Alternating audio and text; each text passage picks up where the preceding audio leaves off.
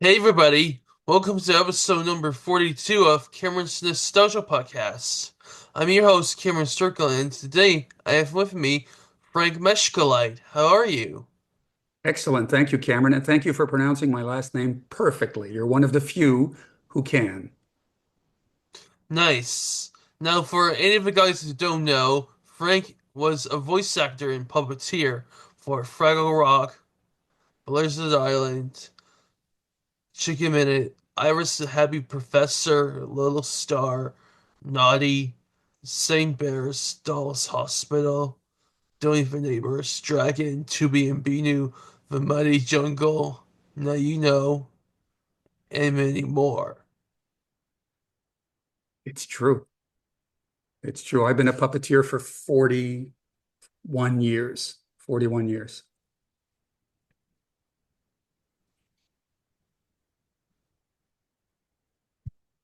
Nice. So let's begin our first question. Sure. How did you get interested in puppetry? I fell into it accidentally, Cameron. I wanted to go to theater school, so I thought I would audition at Ryerson, but they needed me to audition both a contemporary and a classical piece of theater. And the idea of performing Shakespeare just felt so wrong to me. I just didn't have the body for it or the voice for it or the temperament for it or the memory for it. And so I chickened out and I ended up going to a physical theater school instead. It was a 2 year full-time program. And we studied mime and mask and acrobatics and commedia dell'arte and movement and performance. And it was a great, great opportunity for me to learn a lot about how, for instance, how a mask works, which would become tremendously valuable to me later. But I didn't know it at the time. And one of my instructors, a lovely woman named Trish Leeper, told me that the Muppets were doing an open call audition for a big movie that they were doing called Follow That Bird. And she said I should go. And I said, Trish, I've never done a puppet, never mind an audition. I hadn't done an audition. So she encouraged me to go, bless her. And I went with a weird little puppet that I built that morning, and it was so odd. I painted a little mouth here, a couple of eyeballs, and I had a little Mexican sombrero from a weird little marionette someone had given me, and the little marionette body. I attached one rod to its little wooden arm, and that was my little puppet that I took in. And it was such a weird audition that I got a job. And when I showed up on set, nobody knew who I was. I didn't know who anybody was. And I was walking around waiting for someone to give me a broom so I could help out, to do some work or something. And then somebody said, are you Frank Meschkuleit? And I said, yeah. And they said, oh, do you want to meet Jim? And I went, sure. I'm thinking Jim is the guy who has my janitor supplies so that I could make myself useful in some capacity. And as we were walking around through this Kleinberg, this location we were shooting at outdoors, we came upon this car that had been cut in half from front to back along the length of it. And I was looking at it thinking, oh, I bet they use the Sawzall, but they'd have to be careful about the fuel lines and blah, blah, blah, blah, blah, just thinking about how to cut a car in half. And as we got closer, I saw that Kermit was in the car and I still didn't click. And we walked up to the car and the gentleman who was helping me out said, oh, Mr. Henson, this is Frank Meschkuleit. He'll be working with us on the movie. And he turned and he went, oh, welcome aboard. I hope you have a good time. And I couldn't believe that his voice sounded so much like Kermit. I was quite surprised, but I held my surprise in check and shook his hand. And while I was talking to him, I hear a voice from the back seat go, can I get an apple box back here? And it sounded a lot like Fozzie Bear. And I looked and it was Frank Oz and he was in the back seat with Fozzie. And I thought these guys talk just like their characters. I couldn't believe it. So I stood back trying to figure out what was going on, and I watched them play for a living. They made each other laugh. They made the crew laugh. They did their script that they had to do. It was funny. It was engaging. Everyone was interested. And I thought, oh my goodness, these guys are playing for a living. How can I do that? Because at the time I was working as an apprentice motorcycle mechanic. And I didn't particularly like it, but I was into motorcycles at the time, so it seemed like a good idea. But when I saw these guys playing for a living, I thought, man, if there's any way I could do that, that would be the best job ever. So I tried to make myself useful. I tried to learn quickly. I was quite terrible. But I learned a lot in a short period of time, and the schooling that I'd had with mask and mime and movement were of some great assistance there. And then, it was supposed to be a couple of days. It turned into 5 or 6 days, and then it turned into 10 days on the film, doing background puppets and helping with doing right hand and stuff. And again, I got to know some of the Canadian puppeteers. And that was sort of the springboard to everything I've done since. I ended up working on the original Fraggle Rock. I got in the Junior Gorg bodysuit when the gentleman who was in it became ill from being in the suit because it's so dusty and hot in there. And within a couple of weeks of doing that, I was just about as sick as him. Had my little Ventolin inside. I had a little pocket I could put my inhaler in. So if it got bad in the suit, I could like take my Ventolin inhaler and keep going. And I was young, so I was able to do that. And then that turned into a couple other gigs with the Muppets, and then I worked for about 7 years in Montreal on some of the shows you mentioned earlier. And then since then, I've been working on kids' TV series, feature films, doing special effects manipulation, a lot of commercial work, and some live puppet work for adults as well, and some animation stuff too. Nice. It So, is. Mm. what? What? Sorry, is that your question? That's my question. It's a bit vague for me. What is just too open-ended? Is there something more specific you want to know? Yes, well, you're gonna show me some of the puppets. I could, yeah. Hang on a second. I've got a couple of puppets here that you might recognize.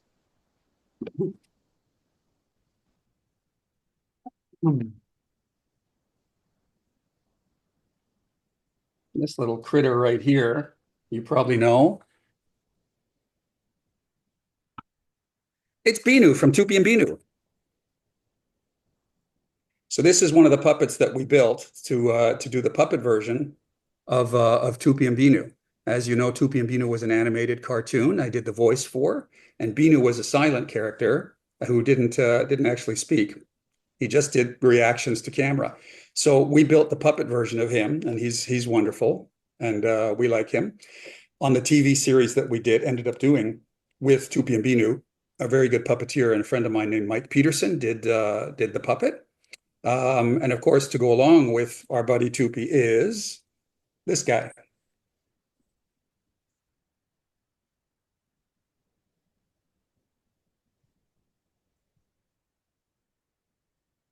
Well, they've been in a box for a long time.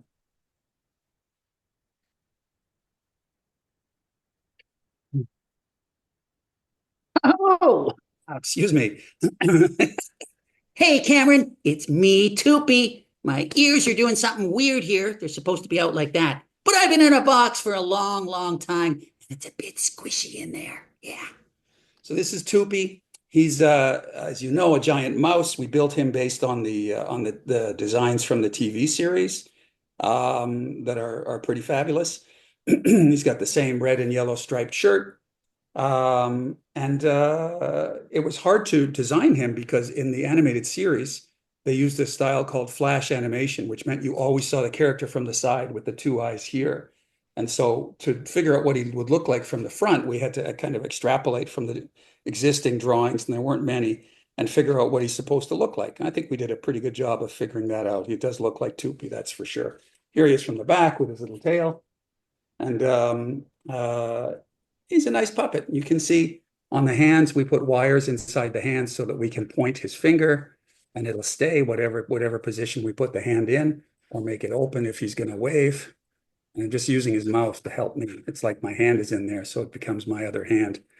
So that's how the hand works. And then the rod controls the arm, and you can move it up and down, and you can move it back and forth. And you can also do smaller stuff with the wrist. So here, for instance, he could wave just by turning the rod from the side here, and you get a nice little wave out of him.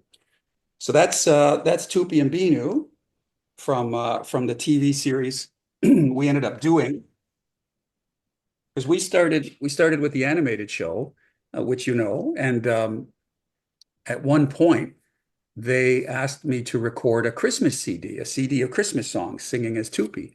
And I said, "Oh, I'd love to do that. That sounds like fun." And they said, how do we pay you for that?" And I said, "Oh, I don't know. What's if we built a puppet version of Toopy and Binoo, and you let me do live shows with that, which would promote the franchise of Toopy and Binoo, and it would let me, as a freelancer who's always worried about where my next job is, it would let me plan to be able to plan what I was doing on a given weekend if I was doing a fair or a party or something like that." And I didn't think much of it, but they said yes, which was fantastic. And we built the puppets, and the show became hugely popular. And sometimes I would do 6 or 8 shows on a weekend. It was great. Um, Sometimes I'd only do 1 or 2, or sometimes there were none. Of course, you're still trying to book a show, but it was attached to the original TV series. It was my voice doing the show live, and I'd get the names of as many kids in the audience as I could and work them into the show. So if you were at the show, it would be like, And there's my friend Cameron. and it would be part of the show would be naming the kids and making them feel special and seen by Toopy, and it ended up being great, great fun for me. Oh, I'll show you one more actually. 2 more. Do you know this guy? Patchy Patch. Yeah, the little Patchy Patch. He's a different color because when we made him for the TV show, I think the original one was I think the original one was blue. I'm trying to remember. Or was the original one green? I think the original one was blue, but we had to change his color because we used blue to help us hide the puppeteers for something called chroma key. We would have the puppeteers dressed in blue, and they would be able, in post-production, when the show was finished, they'd be able to remove the puppeteer, so you'd just see the guy. But if he was all blue, then he would have disappeared. So we had to make him green. And this one, you might know too.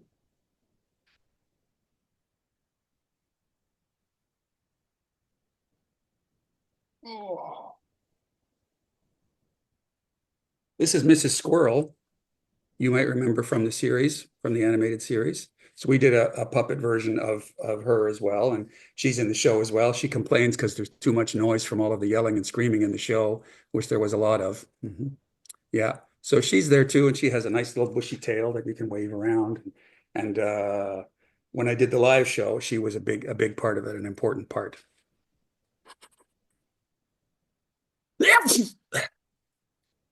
Yeah, so those are some of the puppets from the Toopy and Binoo puppet show, which we did live, and we also did a TV version as well. I don't know if you've seen it, but the TV version was pretty terrific. We had some of the sets from that we built in practical form, like Toopy's bed, and then we used the original backgrounds from the animated series to put in the background, so it looked like it was the same environment, even though it was live action puppetry instead of an animated series. That was a lot of fun too. Nice. So, you already showed me the Toopy and Binoo puppets. Mm. Is there any more there? No, I don't have any of the puppets from Fraggle or any other of the shows I worked on because they're not really my property. So when I go work on the new Fraggle Rock, where I do the puppeteering for Boober Fraggle, for instance, and the original creator of Boober, Dave Goles, does the voice or redoes the voice in post. They keep the puppets because it's not my show. I'm a hired guy, which I am on Toopy as well. I'm just a hired guy, but because of the unusual circumstances where they let me do a live version with puppets, which, as I said, started off just as a show for families and ended up being a TV series because the producers came and saw the live show and went, "Wow, that was pretty good. Do you think that would work for TV?" And we said, "Yeah, that's actually what we do." And so it became a TV show, and I think we made 20 puppets for them. But they're all at the office at what is now Echo Media, which used to be Spectra when they were originally started Toopy. Nice. Let's go back in time. Okay.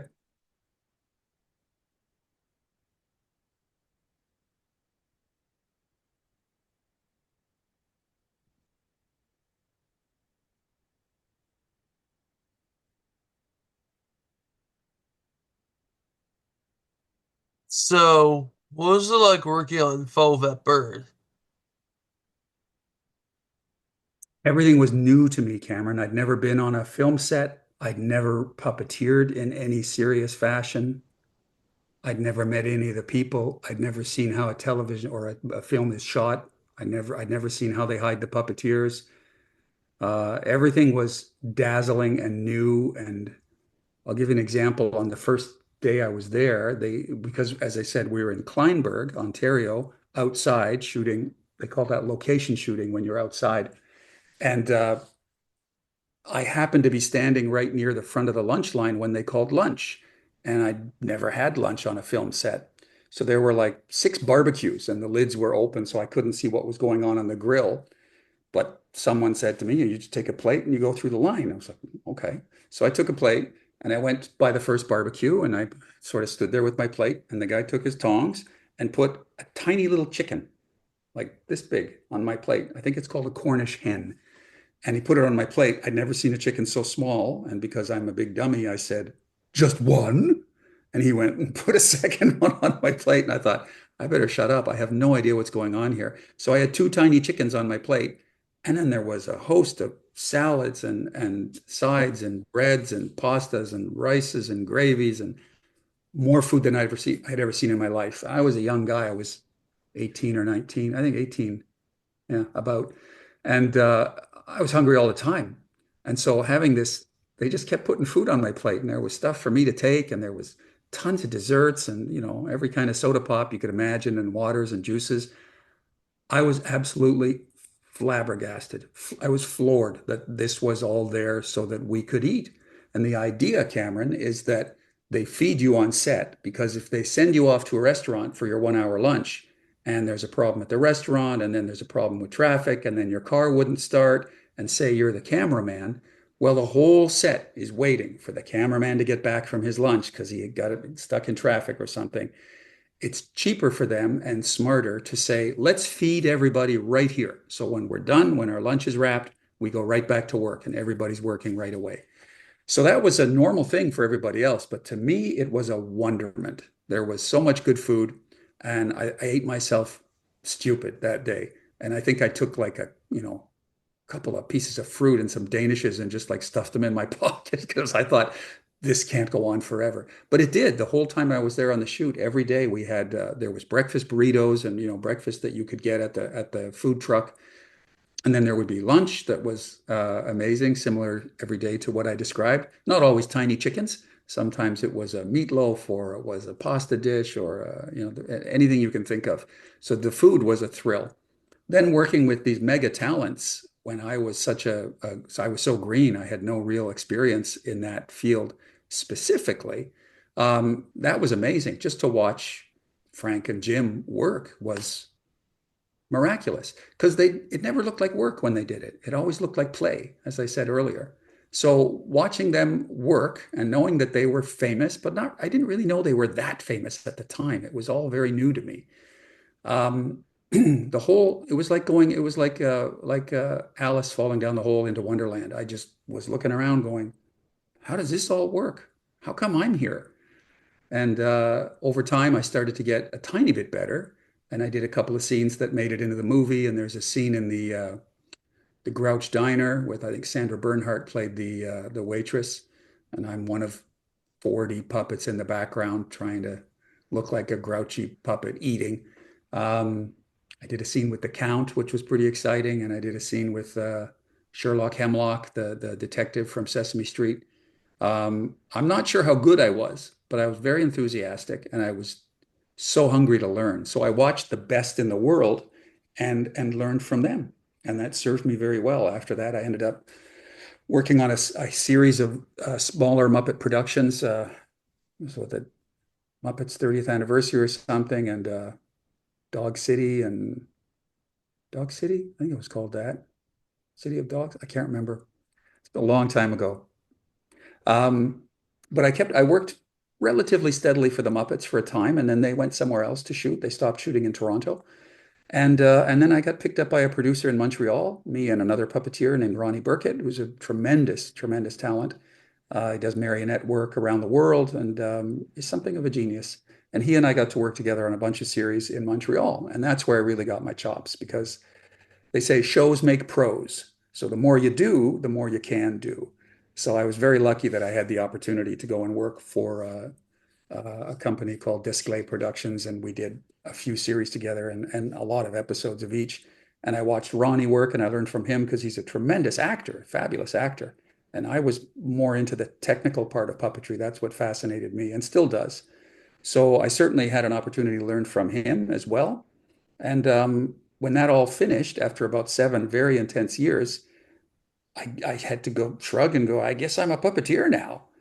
And now I'm talking to my friend Cameron 40 years later as a puppeteer.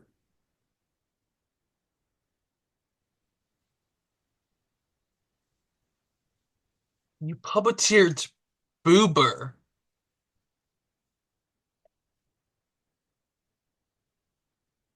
Yes. Look at me. I got my best necktie on. Yeah, that's Boober, all right. That was a really interesting challenge and continues to be because Dave is such an extraordinary puppeteer, and in his prime was, you know, like top three in my books, like Jim and Frank and Dave. And there are some other great puppeteers there as well, but I always thought Dave's work was I was particularly keen on it. So when they asked me to go in and sub for Dave, honestly, I panicked. I thought, why would they ask me? I can't do that. And it's very hard doing someone else's established character, because it'll never be that guy, right? I have my own instincts and I have to fight them all the time and think, oh, this is what Dave does, and this is what Boober does, and this is how Boober reacts. But it's not my thinking; it's someone else's thinking. So I always find it very daunting. So I approach it very technically and try to do a strong job technically. And of course, Dave warms it up with the post production where he does redoes the voice for Boober. Um, but yeah, I'm excited every time I get a chance to do Boober because there's always more to learn there. Doing someone else's character is a big challenge and a very rewarding challenge when it's met. The few times Dave would send me a note and go, "I saw that thing, that was great." I was like, "Oh boy, Dave said it was great." So it's always wonderful when you get that kind of feedback because most of the time, me anyway, I just swim around in a pool of my own self-doubt without water wings or a life jacket. Um, but yeah, Boober's awesome. Boober's a fun character. And do you have behind the scenes footage or photos of that to the Rock? Do I have any scenes? Or did you ask favorite scenes? I'm not sure what you asked. I'm sorry. Ask me again. Do you have any behind the scenes footage or photos? Somewhere. I don't have them handy though. Uh, maybe I got. Hang on just a second. Do you mind waiting a second? All right. Let me see if I have something for you.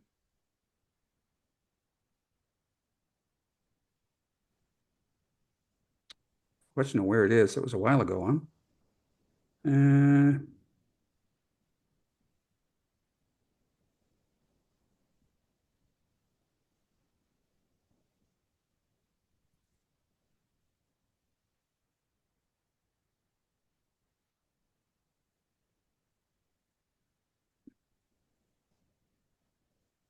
hmm. Here's a picture from something called Dragon Con, which is um, a convention for people who want to celebrate their love for various animated and film characters. And the cast from Fraggle was a special guest in their parade, and we did a bunch of workshops and stuff. So here's me and Karen Perel and Jordan Lockhart uh, just before we went into the parade. It's a bit fuzzy. Sorry, I got to go back a bit. Why is it not focusing? Come on, Apple computer. Let me try to go really close. That isn't helping at all. Maybe if I go this way. That isn't helping at all either. Let me make it bigger. Oh. That didn't help. Oh, I lost it. Well, there it is back again. You get the idea. We were riding in a convertible. We are sitting on the back seat, I'm doing Boober, and Karen is doing Red, of course, and Jordan is doing Wembley there. That's a picture that I can show you. Um,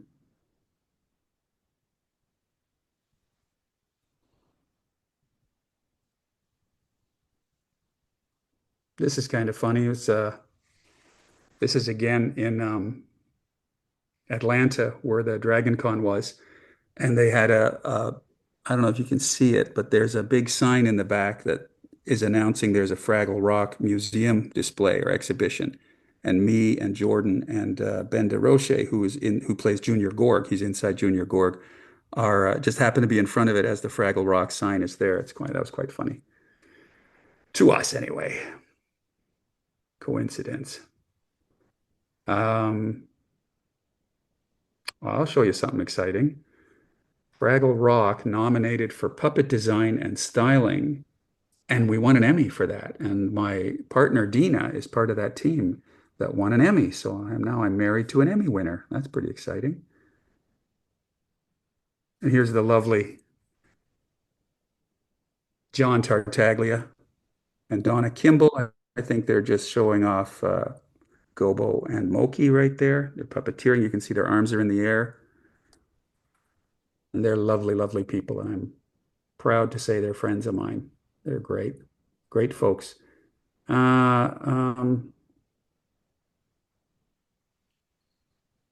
Here's Manti and Red. I think it's from Germany, and they're called Rosie and Manny. And I did Manny the Mantivore.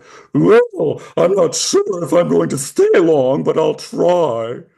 And he was a very fun character. So I think I did the largest character on Fraggle, who's this guy who's about 12 feet long. And I did the smallest character, which was a little guy named Bluey Rudy, who would sometimes stick on Moki's tail and follow her into her room or whatever and just look around. And he was just kind of obnoxious. And he'd be like, "Yeah, not much room here for two, huh? You guys must be pretty crowded in here." So it was fun to do a big character and a small character on that show. What else can I show you? I'll only show you a couple more. I don't want to bore you showing pictures. Here's my slides from Hawaii, my trip. Um,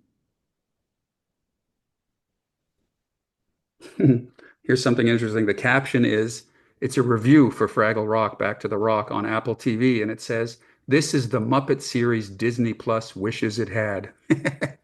So it's just an advertisement for our show. Well, it was so much fun working on that. Um, yeah, that's some idea of what's going on there. You've seen the rest. You know what the show is. Have you watched it, Cameron? I watched it. Did you like it? Did you care for it? Yes. Me too. Me too. Um, yeah, so those are a few. Somewhere I have a behind this. I have a really nice video that I'd love to show you, but for whatever reason, I don't know why my camera doesn't want to focus on my phone. Let me get one last look. I'm going to see if I can find um, videos. See if I can pick it up. There was a video I had that I put together for Dragon Con of Boober. It's a behind the scenes of Boober doing this dance that he did, and it was pretty cool because, well, if I can find it, I'll tell you more about it. But if I can't find it, there's no point. But let's see. It's in here somewhere.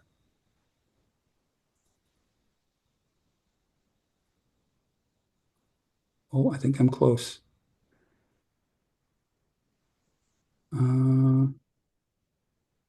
Found it. Okay,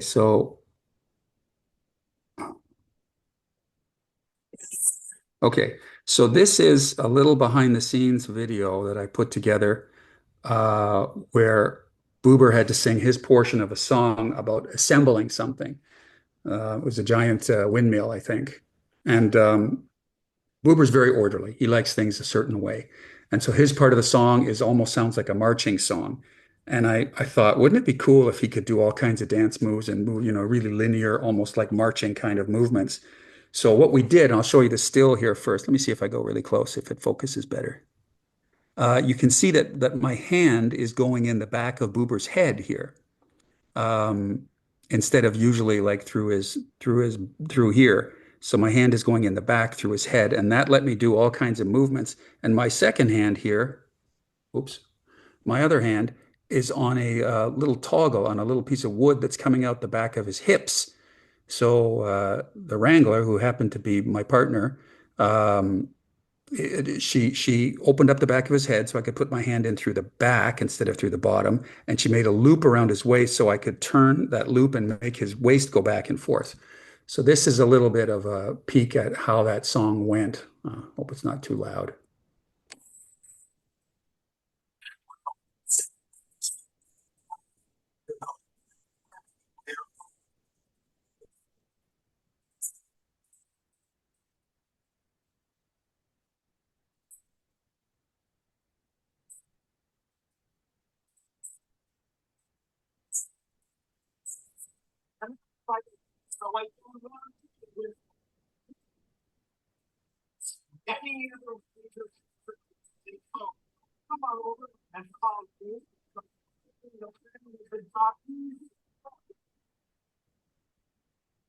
So there's that little clip from that. And that was kind of neat to take a puppet that's usually we both hitched our eye at the same time, and that's normally where you put your hand in through the bottom, and instead go through the back, and it let the body turn independently, and I had that control on the hip, and I thought it allowed for some interesting puppet vocabulary. So there is some behind the scenes. Don't see that every day. And what about Blizzard Island? Well, that's a long time ago. That's Terry Angus's show on the East Coast. Yeah, I played. I was in a bodysuit of a wizard. Can't remember his name now. But Argon. Terry, huh? Pardon? Argon. Argon, exactly. Thank you. So yeah, I was in the bodysuit of Argon, and Terry did a great job, and his friend Stony Ripley, I think was the guy's name. He did a fantastic job there too. Terry built all the puppets, I believe. I think maybe Stony helped him, and I got called out last minute to help out with Argon, and he was this wizard who they awoke after his 1,000-year slumber, as I recall. And he was his voice. He was sort of like, "Who found my bubble wand?" And it was just this big old wizard bodysuit built on a backpack. So I was inside the suit, and off the backpack was the head. And I moved the mouth up here, like like on Big Bird. The head was all above my head, and I could walk and move his mouth as we walked along. Oh, in fact, I think I ended up using a coat hanger attached to his lower jaw, and when I pulled it down, the mouth moved down. Yeah, that was it. And his head was attached to mine on a helmet. So when I moved my head, his big head would move too. But I pulled this coat hanger, and that would move his mouth. It was a really fast build. When we got there, it needed to be done really quickly, so everyone chipped in, including the fabulous Tim Gosley, who did a terrific job helping get that puppet ready. Um, yeah, that was a very long time ago, but that was lots of fun too. It's all lots of fun, Cameron. It's great when you get to do something for a living that you enjoy, do something you enjoy for work. You never work a day in your life, they say.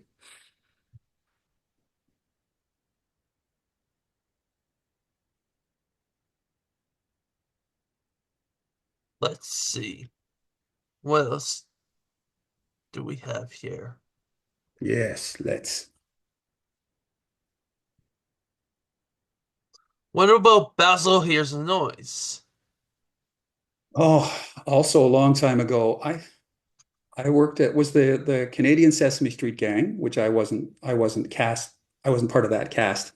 It was Rob Mills, Tim Gosley, Pierre Paquette, I think. And I went in a few days just to do some extra stuff on that. I think Elmo made an appearance on that, as I recall. Yeah, I don't really have any stories of note from that. It was a thing I went and did for a few days. Again, it's always fun. But I didn't have a big enough part of that to really have any firm memories that I can recall right now. But I did do that. You're right. You know all about this stuff. It's crazy that you know. It's fantastic that you know all of this, Cameron. You can remind me. I'll call you up next time and go, what shirt did I wear that day? I don't want to wear the same shirt again. Help me out here.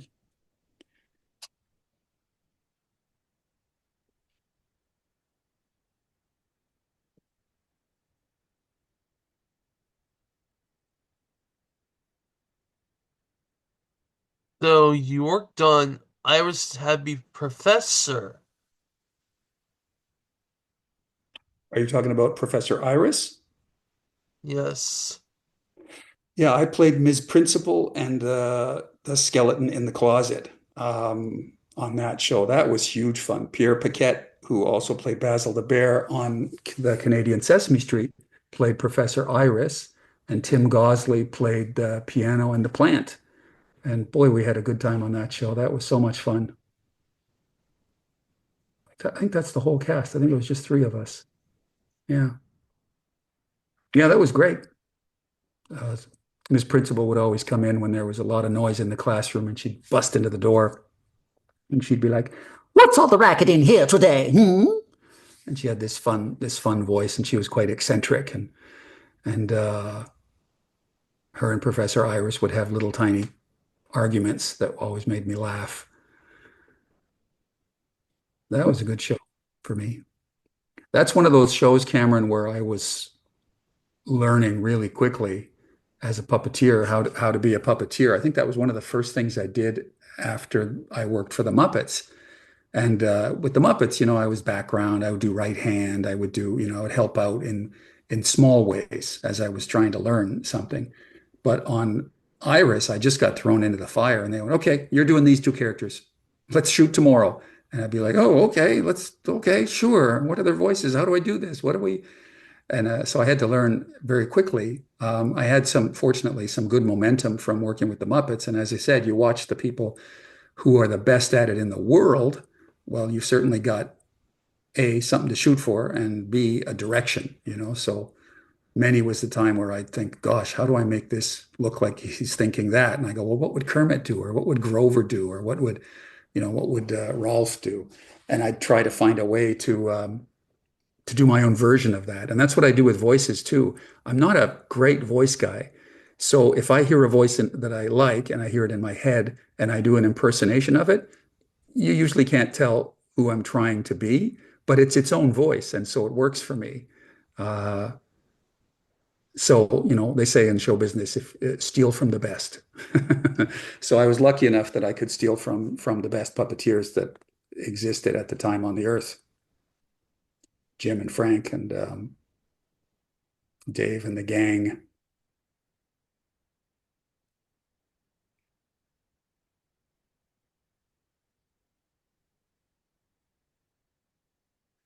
Okay.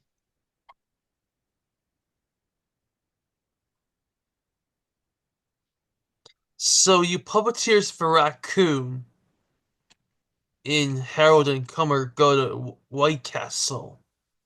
Yeah, yeah, Harold and Kumar. I think that's more of an adult movie. Yeah, my friend Ron uh, built these great puppets, and I came in to help him puppeteer. I think a raccoon bites the guy, and they think it has rabies, so they throw it out the car window. That's what I remember of that. But I've done a lot of work with Ron, a lot of commercial work and a lot of, incidental film work and stuff. And he's a great guy. We've been great friends for forever. And I've done a lot of stuff with Ron. And I could see your hand. Where? Mm, I can't quite make out what's there. What are you showing me there, Cameron? Is that my hand in the background? Yes. Is that from Harold and Kumar? Go to White Castle? Yes. Well, then either I didn't do as good a job as I should have, or post-production didn't do as good a job as they should have. Yeah, sometimes it happens. I'll tell you a quick story, Cameron. When we were working on the original Fraggle Rock, there was a big scene with everybody in the scene, and it was complicated. And when it was done, Jim said, "Okay, I think we got that." And one of the puppeteers said, I'm sorry, Mr. Henson. I'm pretty sure you saw my head in that shot." And Jim turned around and said, if people notice that, we're doing something else wrong. So the idea was that at a certain point, even if there's a little flaw in the performance or somebody's hand shows up or a little piece of somebody's head, if the performance is strong enough, generally speaking, you don't notice that unless you really enjoy looking for those details, which I do. I love watching other puppeteers work, and then, I try to imagine what their hand is doing inside the puppet, and I try to imagine how they're squished down underneath the frame, because I know what it's like to be there. Um, and I notice lots of stuff. When I watch the original series of Fraggle, oh my gosh, I see heads all over the place. But I'm looking for it, like you just showed me. You're looking for it, right? You go, aha, I found a clue. This is how this works. And it's pretty neat. But generally, you do the best you can with the amount of time you have. And sometimes there's a mistake in it, and you just keep going and go, there's enough right with that shot that it's going to work. And only a few people will notice the hand, and that's okay. Because some people want to notice the hand, like you and me, Cameron. I look for it and go, oh, I saw it, I saw it, I saw that head, I saw that guy's head, and then then it disappears because they see it in the monitor at the same time, and the day goes on, and nobody is the wiser except us. Here is a scene.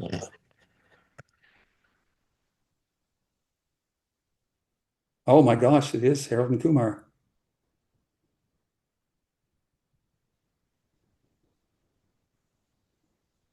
Is that a video or a still picture? Just the video. Mhm. You want to roll the video?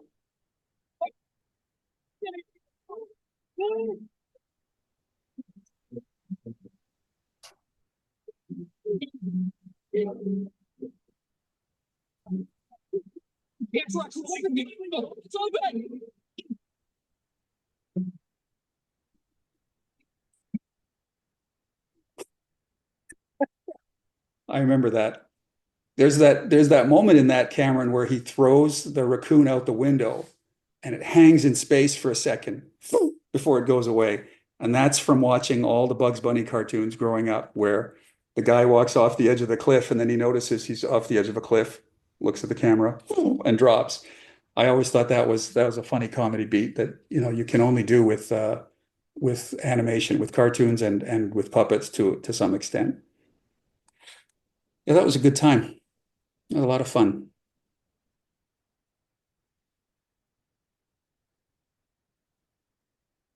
So you worked on Friday Night with Ralph Ben Murgy.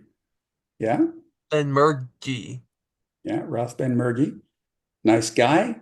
He had a late night kind of entertainment show like Saturday Night Live.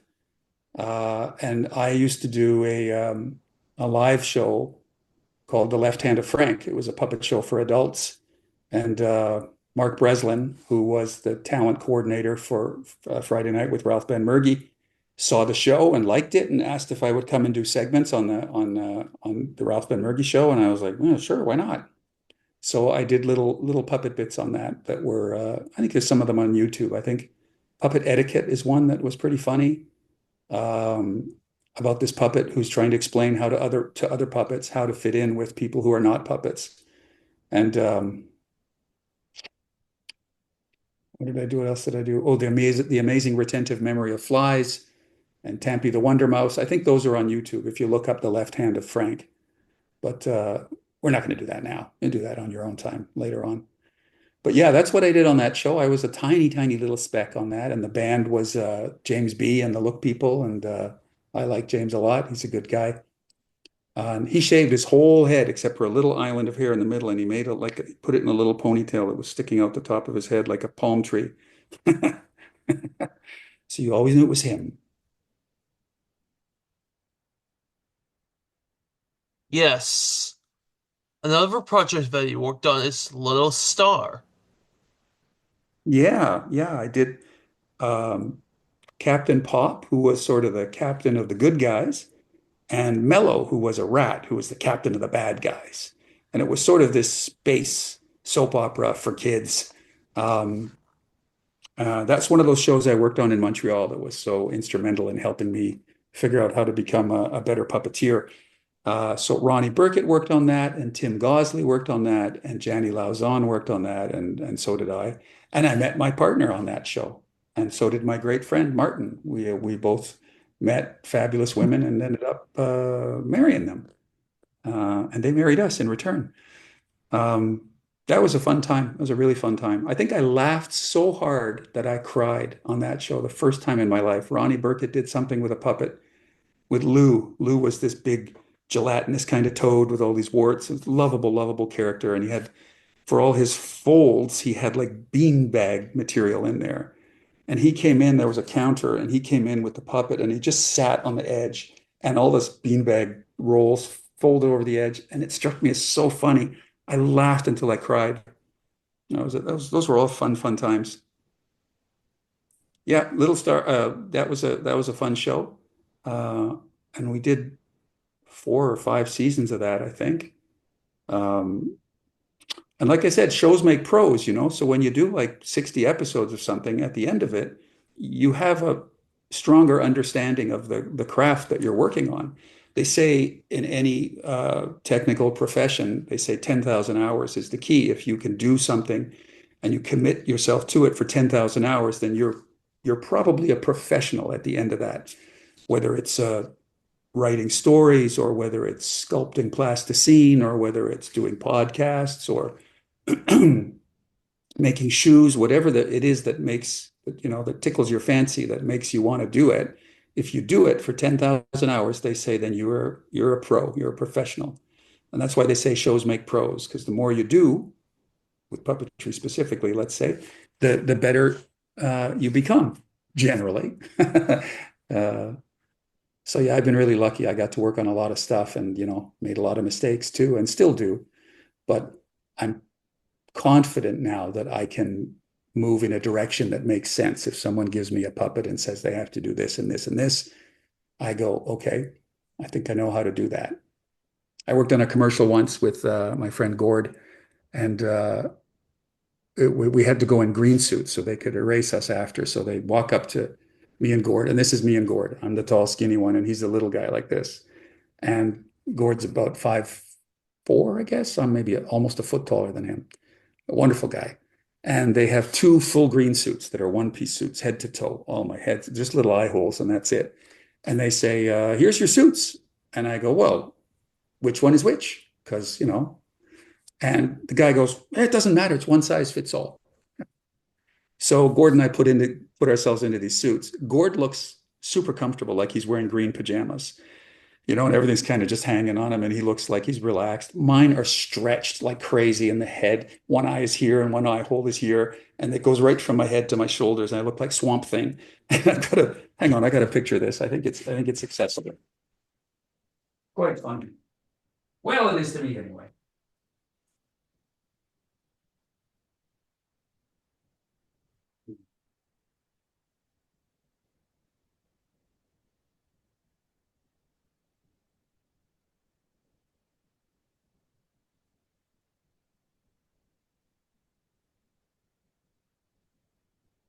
I had it here, but I don't. I have some other pictures.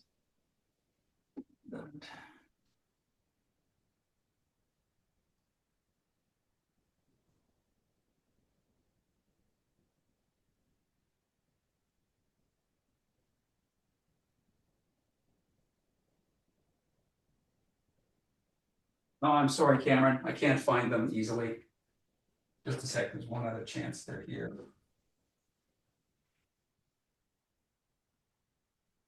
Okay, what's that?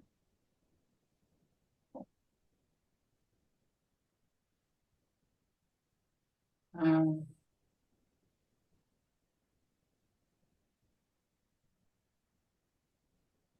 well, I can't find the picture I was looking for, but I did find another Fraggle Rock picture that's kind of cool. This is the cast photo from Fraggle Rock. Get the glare off of that. So I'm in there somewhere, I think. There I am on, oops, wrong monitor. That's me there with Boober. And you can see all the other puppeteers. So that's a big part of the team there. a lot of them are workshop folks or on-set puppet wranglers and builders, some of the puppeteers.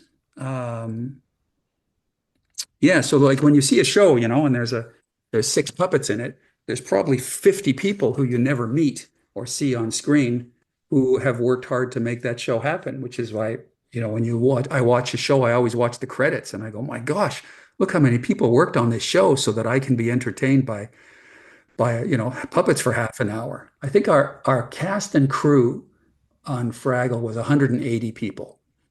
So almost 200 people working to make Fraggle Rock happen. It's cool, huh? Yes. Now, you worked on Naughty. Yes. Yes, I did. I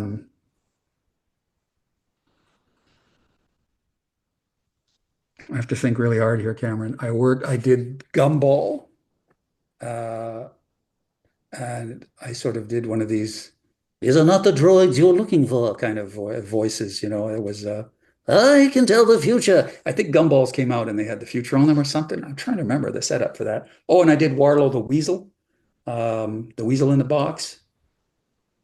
All right, you goblins, let's get this together, see? It was kind of fun. And at one point, Betty White, who I adored, was a guest on the show, and we had a scene together. She played Mrs. Santa Claus. Oh my gosh, I was so excited. I couldn't believe Betty White was. I got a photo of me and her somewhere, and I'm just like, I'm so excited. She was lovely. Yeah, Naughty was it was a huge show. There was so many things going on. That was lots of fun. I think we did 3 seasons, 2 or 3 seasons of that. 3, I believe.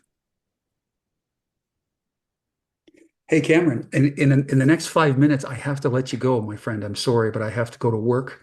I am doing some voice work. So if you want to wrap it up, if you got a few questions that you absolutely want to ask, I'm happy to entertain them. But in about 5 minutes, I have to split, if that's okay. After I stopped recording,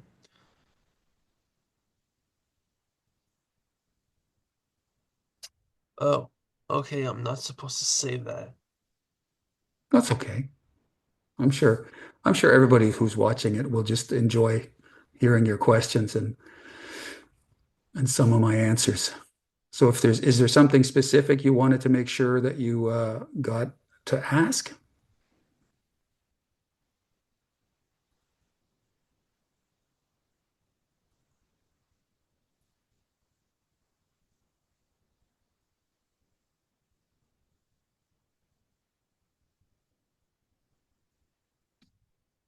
Yeah. Hey, Toopy. Where's my shirt, Cameron? I'm quite cold here. That's funny.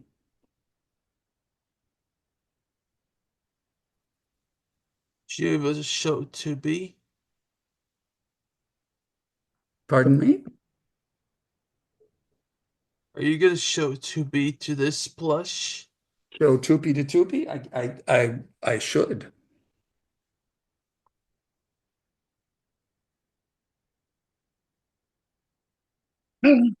It's Mini-Me. Oh, I can't believe it. He looks cold, Cameron. You've got to get him a shirt. Oh.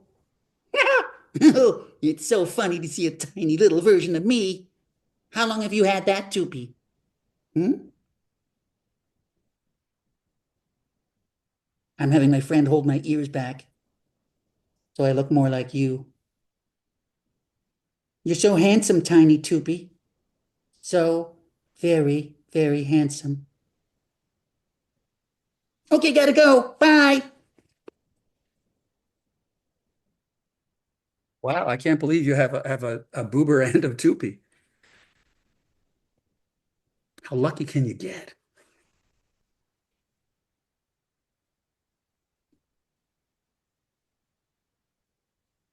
All right.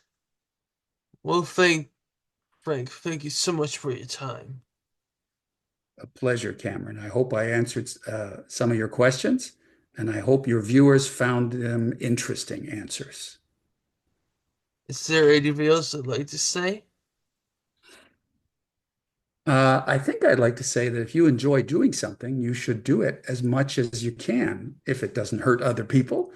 And if it's puppetry or if it's podcast or if it's drawing or if it's Legos or if it's welding, it's a wonderful gift to be able to do something that you love for a living.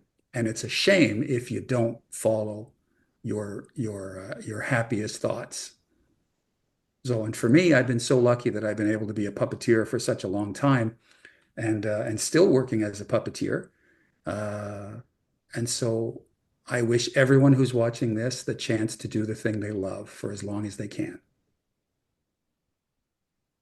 Nice. Stay tuned, there will be more guests coming up.